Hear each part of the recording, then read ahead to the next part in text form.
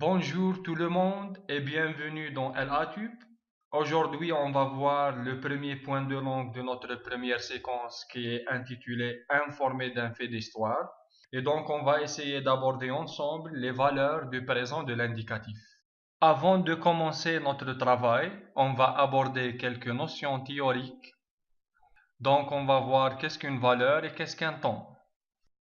Par la notion de valeur, on entend ce que veut exprimer le présent quand on le trouve dans un texte donné, et le temps correspond au moment où se déroule l'action.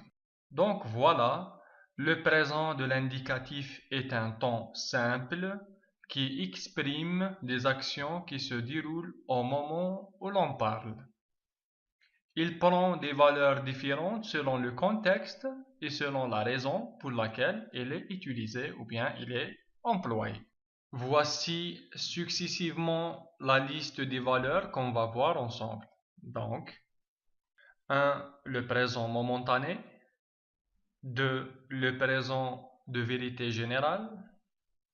3. Le présent de narration ou bien historique. 4. Le présent à valeur passé proche. 5. Le présent à valeur future proche. 6. Le présent d'habitude. Et 7. Le présent prolongé.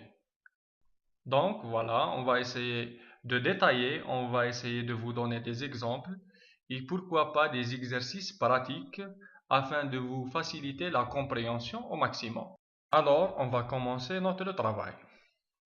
Le présent momentané ou bien immédiat ou encore de l'énonciation. Ce présent s'emploie lorsque les actions se déroulent au moment où l'on parle. Regardez les exemples suivants. Je suis fatigué. Les élèves écrivent la leçon. Les enfants jouent au ballon. Dans les trois énoncés, nous avons utilisé le présent de l'indicatif. La valeur de ce présent, c'est un présent de l'énonciation. Pourquoi? Parce que les actions dans les trois phrases se déroulent au moment où l'on parle. Prenons le premier exemple, je suis fatigué. Cela veut dire qu'au moment où je parle, je ressens de la fatigue. Les élèves écrivent la leçon. Autrement dit, au moment où je parle, les élèves sont en train d'écrire la leçon. Et c'est pareil pour le dernier exemple. 2. Le présent de vérité générale. Il s'emploie pour des faits toujours vrais. Propriétés scientifiques, les définitions, les adages, les maximes et les proverbes. Prenons les exemples suivants. La psychologie est la science qui étudie le comportement de l'individu.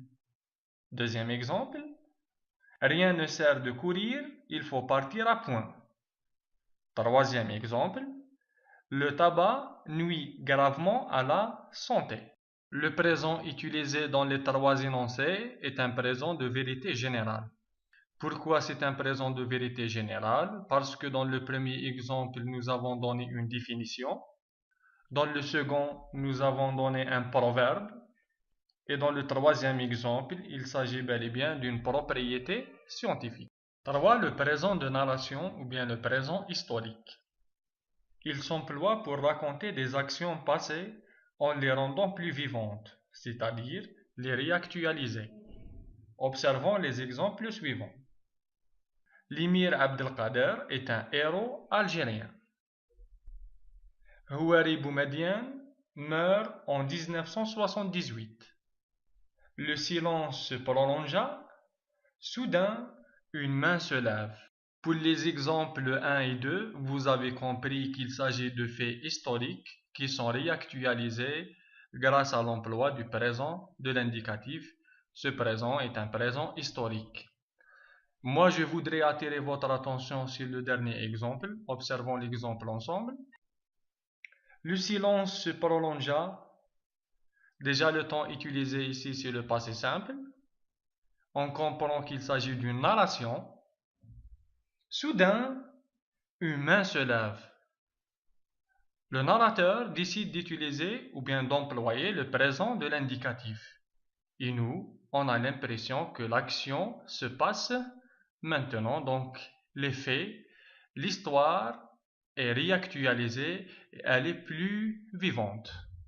4. Le présent à valeur passé proche s'emploie pour des actions qui sont accomplies mais récemment. Observez les exemples suivants. Il vient de sortir, elle vient de partir. Vous avez remarqué que les actions sont terminées mais récemment. Une petite remarque, pour exprimer le passé proche, on emploie le verbe venir. 5. Le présent à valeur future proche. Il désigne des actions non accomplies. Observez les exemples suivants. Nous sortons dans 5 minutes. Elle va partir. Dans l'exemple numéro 1, nous avons dans 5 minutes. Et dans 5 minutes, c'est un futur proche.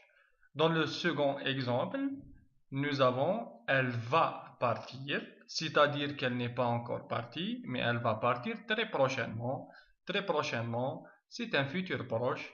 Donc la valeur du présent employé dans les deux phrases, c'est un présent à valeur future proche. 6. Le présent d'habitude. Les actions se répètent avec le temps. Regardez l'exemple suivant. Chaque matin, je bois un café. Vous avez l'expression chaque matin, l'expression de temps, qui montre que c'est une action qui se répète tous les matins. Donc c'est un présent d'habitude. 7. Le présent prolongé ou bien duratif. Les actions se prolongent dans le temps. Observez les exemples suivants. Il pleut depuis 3 jours. Deuxième exemple. Karima souffre du diabète. Exercice d'application.